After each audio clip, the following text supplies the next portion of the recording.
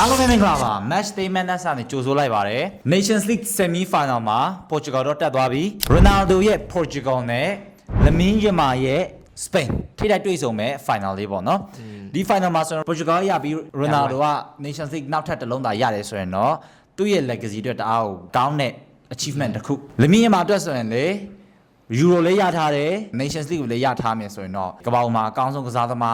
းတွေထဲမှာပါတယ်လို့ပြောလို့ရပါတယ်လို့ပြောလို့ရအခုလည်းကောင်းနေလို့ပြောလို့ရပါတယ်ဒါပေမဲ့ achievement ကိုကြည့်မှဆိုရင်တော်တော်လေးကိုအံ့ဩဖို့ကောင်းတဲ့ achievement ပေါ့နော်အတက်ငယ်လေးနဲ့ဒီလောက်လုပ်နိုင်ရဆိုတော့ငယ်တဲ့ skill မဟုတ်ဟောပေါ့သူ့လူတက်တည်ထပ်ပြတယ်ဆိုတဲ့သဘောပေါ့ yes ငါအကောင်းဆုံးဆိုတာကိုပြတဲ့သဘောဒါပေမဲ့ဒီနေ့ကတော့ Dembele ပဲရတင်ပါတယ် Lamine Yamal က Nations League ရမရ Dembele ပဲရတင်တယ်လို့ကျွန်တော်တို့ထင်တယ်မင်းတို့ထင်တယ်ရတင်တယ်လို့ထင်တာညာ Dembele ပဲရတင်ပါတယ်ဆိုတော့ပြည့်တဲ့ရောထောက်ခံလားထောက်ခံဆိုတော့ comment မှာတစ်ချက်လောက်ရေးပေးမထောက်ခံဘူးဆိုရင်တော့တစ်ချက်လောက်ရေးပေးထားလိုက် Okay ဆိုတော့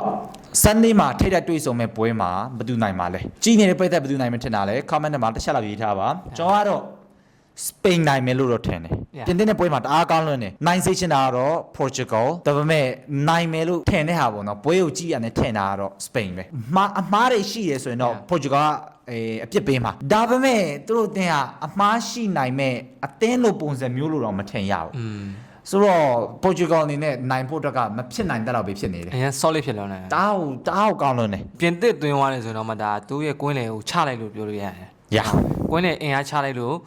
့ပြင်သစ်ဘက်ကပြန်ပြီးခန်းပတ်နိုင်တယ်လို့တော့ပြောလို့ရတကယ်လို့ဒါအဲ့ဒီကွင်းနဲ့ဒါတောက်လျှောက်သုံးရမယ်ဆိုရင်ပြင်သစ်တင်တော့ထပ်အသွင်းခံရဖို့မြင်ရတယ်ပေါ်တော့မှ9ပြတ်မှာ5-1ဖြစ်နေပြီဒီ final မှာဆိုရင်လည်းပေါ်တူဂီရဲ့ကွင်းလေလည်းပေါ့နော်ရှင်ပါဆိုတော့အရင်ကြည့်ကောင်းမယ်လို့ထင်တယ်ကြည့်လို့ကောင်းပါအဓိကတော့သူ့အနှစ်သင်းကကွင်းလေပေါ့ကွင်းလေအားပြန်ရမယ်လို့ထင်တယ်နောက်တန်းနေရှေ့တန်းနေဆိုတော့ကွင်းလေအသာရမဲ့အသင်းကပို့ပြီးတော့ဒီပေါ့နော်ဒီ National League Cup ကိုရသွားမယ်လို့ထင်တယ်ပေါ့နော်နှစ်သင်းလုံးကတကယ်လုံးထိုက်တန်ပါတယ်နှစ်သင်းလုံးထိုက်တန်တယ်အမားနေတဲ့အသင်းတွေပေါ့နော်အမားနေတဲ့အသင်းတွေတက်လာတယ်တကယ်တမ်းကကွင်းလေရှင်မယ်ဆိုလဲအရင်ကွာခြားတဲ့ကွင်းလေမျိုးတွေမဟုတ်ဘူးမကွင်းလေကတော့ရှင်လို့ရတယ်နေရာမှာပဲနည်းနည်းလေးတခြားနေရာမှာပဲရဘယ်လိုပြောမလဲဟိုပေါ့တိုက်စစ် finishing လို့ပါဆိုတော့တခြားလို့ကြည့်ဖို့လိုတယ်ပေါ့နော် Portugal ကတော့ Spain လောက်တိုက်စစ်မကောင်းတိုက်စစ်မကောင်းအထူးသဖြင့်နိုင်ငံတကာပြိုင်ပွဲပေါ့နော်နိုင်ငံပြိုင်ပွဲတွေမှာ Portugal ကတိုက်စစ်ကခြေစွမ်းမပြနိုင်ဘူးဆိုမြင်တွေ့ရတယ်သူတို့မှာအခုထိ Ronaldo ကိုအားကိုးနေရအသက်40အဖိုးကြီးကိုအားကိုးနေရတဲ့အခြေအနေရှိနေတယ်ဆိုတော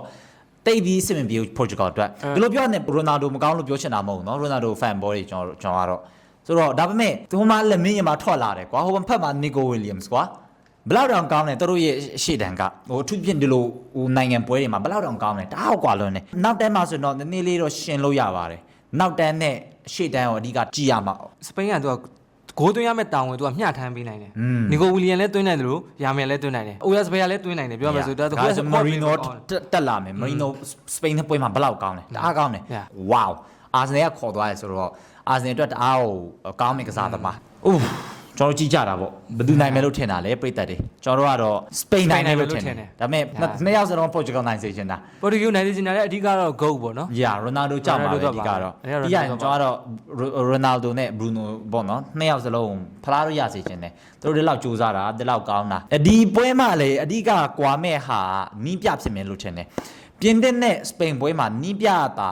ကွင်းလေကိုထုတ်မယ်လိုင်းလက်အစားယူရို3ပါလားစလီဘာ3ပါလားဘာလို့မ3တာလဲကွင်းလေမှာရာဘီယော့ကိုပွဲပြည့်ခိုင်းခိုင်းတယ်အပွဲပြည့်လာမသိဘူးတော်တော်လေးကြာတယ်မိနစ်80လောက်တော့ကန်သွားတယ်ပနဒီကလည်းသူလောက်တာလိုင်းလက်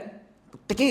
ဘာခေါင်းမှမသိဘူးချော်မန်နီတော့မ3ရာဘီယော့သွား3နေတယ်တဲ့အတိတ်ပေမရှိဘူးတကယ်ကိုအတိတ်ပေမရှိဘူးယူရိုမ3ဘူးစလီဘာမ3ဘာအတိတ်ပေလဲဒီဒစ်ရှာမှာဘာလို့ခုထိပြင်သစ်နီးပြဖြစ်နေတယ်စဉ်းစားလို့မရ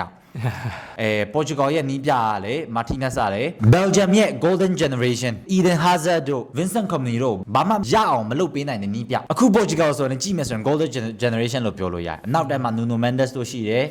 ကိုသမားလေးတအားကောင်းတယ်ကွင်းလင်မှာလေကဘာမှာအကောင်းဆုံးကွင်းလင်ရှိတယ် Vitinha Bruno Fernandes Bernardo Silva တို့João Neves ပါJoão Neves ပါသေးတယ်စဉ်းစားကြည့်ဘယ်လောက်တော့ကောင်းလဲရှေ့မှာဆိုရင်တော့ဦးဆောင်မဲ့သူ Ronaldo တော့ရှိတယ်တခြားကောင်တွေကတော့နည်းလေ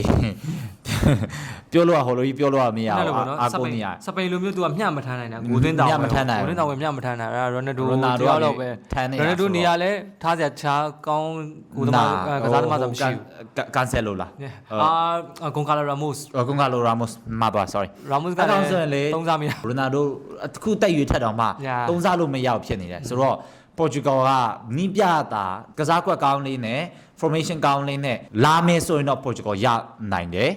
ဒါပေမဲ့စပိန်ကဒီလိုပုံစံမျိုးဆက်လာမှာကွာတိတယ်ဒီလိုပုံစံမျိုးဆက်လာမှာ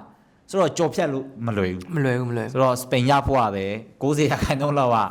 ပို့ပြီးခွင့်ရပို့ရှိနေတယ်ဒါမဲ့ကျွန်တော်ကတော့ပေါ်တူဂယ်နိုင်စေချင်တာပေါ့ဗျာဆိုတော့ကျွန်တော်ကြည့်ကြတာပေါ့ကြည်နေပြတဲ့ဘယ်သူနိုင်မထင်တာလဲ comment ထဲမှာရေးပေးထားပါကျွန်တော်တို့ရဲ့ channel လေးကို support လုပ်ချင်တယ်ဆိုရင်တော့ video like လုပ်ပေးထားပါ subscribe လုပ်ပေးထားပါ